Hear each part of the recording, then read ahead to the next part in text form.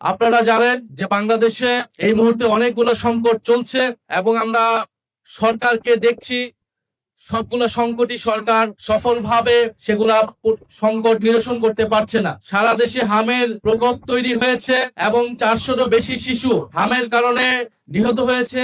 আমরা আল্লাহ তাআলার কাছে এই সকল শিশুদের আত্মার মাগফিরাত কামনা করছি এবং এটা স্পষ্টভাবেই সরকারের ব্যর্থতা। আমরা এতদিন কিছু বলি নাই, কারণ নতুন সরকার, তাদেরকে আমরা সময় দিতে চেয়েছি, কিন্তু যখন সংসদ অধিবেশন হয়েছে তখনও কিন্তু হাম নিয়ে কথা উঠেছে, আমরা কথা বলেছি এবং সরকার শুধু অন্তর্বর্তী সরকারের উপরে দায় চাপিয়ে নিজেদের হাত পরিষ্কার করতে চায়, নিজেদের কোনো দায়িত্ব নিতে চায় না। কিন্তু হামের এই দায়িত্ব, হাম সংকটের এই দায়িত্ব সম্পূর্ণভাবে সরকারকে নিতে হবে।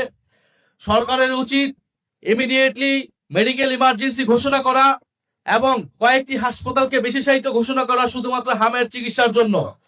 ইমিডিয়েটলি এই পরিবারগুলোর পাশে দাঁড়ানো উচিত এবং সরকারের উচিত শিশুরা যারা নিহত হচ্ছে বা যাদের চিকিৎসা প্রয়োজন সেই সকল পরিবারকে আর্থিক ক্ষতিপূরণ দেওয়া এবং আর্থিকভাবে সহায়তা করা।